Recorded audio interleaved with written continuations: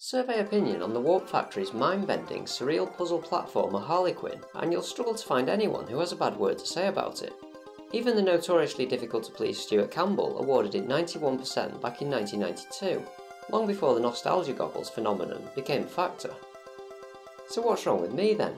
Don't answer that! What I mean to say is, I just don't understand the universal appeal. I love the bizarre, dreamlike inventiveness of the plot.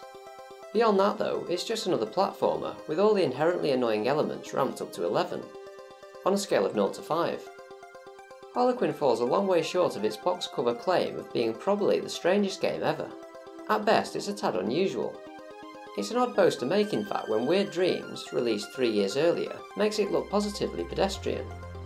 That's without even considering all those off-the-wall French contenders for the crown that defy categorisation. There's a 7-page thread over on the English Amiga board entitled The Amiga's Most Bizarre Games. Not once is Harlequin mentioned. That alone should put this topic to bed, without any further analysis. As with the Harlequin ads, the probably prefix is the get-out clause that allows you to present an opinion as though it were fact, without coming into conflict with the advertising standards authority. Nevertheless, that's just marketing. It goes with the territory. My main gripe is that Harlequin is so tedious to play.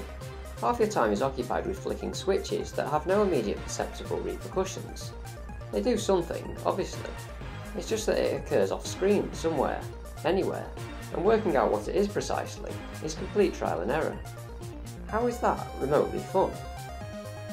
To make matters worse, some switches will configure portals to transport you right back to the start of a level, or to ones you've previously completed, making the titanic, sprawling game twice as long, and not in a positive, extra value for money sort of way either. A number of critics at the time of release compared its scale and aesthetics to Robocod, and Amiga Action even suggested it could be accused of ripping off Millennium's Santa-saving Arctic escapade. Clearly there are similarities, not least where the floaty controls are concerned. You can run to build up momentum, and then leap ridiculous distances, change direction in mid-air, and parachute back to terra firma dangling from an umbrella. In both games you have the option to clamber aboard or otherwise deploy certain quirky means of transport, a space hopper and kite in Harlequin, and a bathtub and angel wings in Robocod, for example. You can fly, swim and prance about on land in Robocod, and the same can be said of Harlequin. One key difference is that you never actually transform in Robocod, whereas in Harlequin you can morph into a fish to tackle the underwater areas. In Robocod the emphasis is on collecting penguins to complete levels, while in Harlequin opening exits revolves around solving puzzles.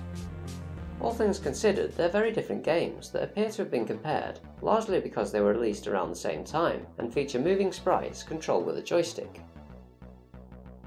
Check out the Harlequin long play on YouTube, and you'll see it takes a competent player 2 hours and 8 minutes to complete. If I attempted it, you could easily multiply that time by 10, and I still wouldn't reach the end. It's not only that the levels are so colossal and labyrinthine, it's also a really tricky game to unravel from a cerebral perspective. You don't need to be Einstein to beat it, it's not challenging to that extreme.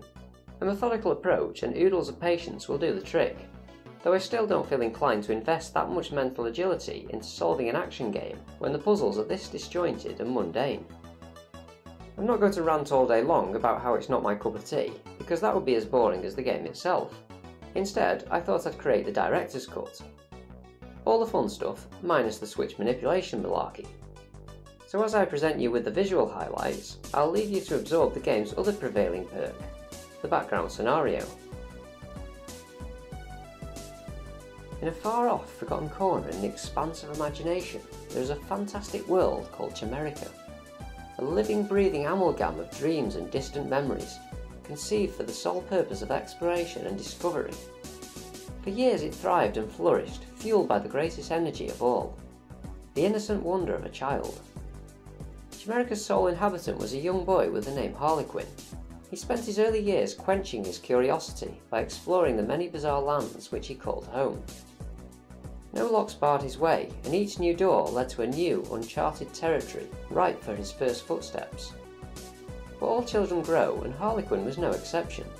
Soon the fantastic world in which he lived began to lose its appeal. He had become accustomed to the unusual and unexpected, and they became a mundane form of everyday normality. His thoughts turned from those of a carefree youngster to those of an adult. He left his childhood home in search of riches, respect, and a new life.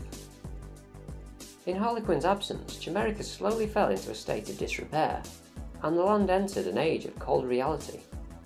All those weird and wonderful chambers which Harlequin had explored as a boy became infested by the powers of disbelief, taking the form of creatures intent on the destruction of imagination, dreams, and Chimerica itself.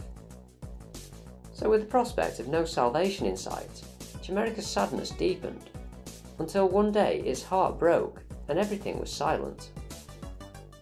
The years rolled by and dust settled thick on the desolate land of Chimerica. Then one day a hazy figure appeared on the distant horizon across the dunes of the Dream Mile. His footsteps quickened as he approached the old clock tower, until he was in full flight, the sand spraying in his wake. As he ran, he squinted skywards, stealing a glance at the clock face, before stopping dead in his tracks. Behind his black mask, his eyes focused on the unmoving clock hands. He strained to hear the beating of the heart, but there was only silence, and a shiver of realization raced down his spine. Harlequin had returned, older, and with enough wisdom to know that all was not well in his homeland. His final steps up to the base of the clock tower were filled with a gnawing anguish and a reluctance to accept what he already knew.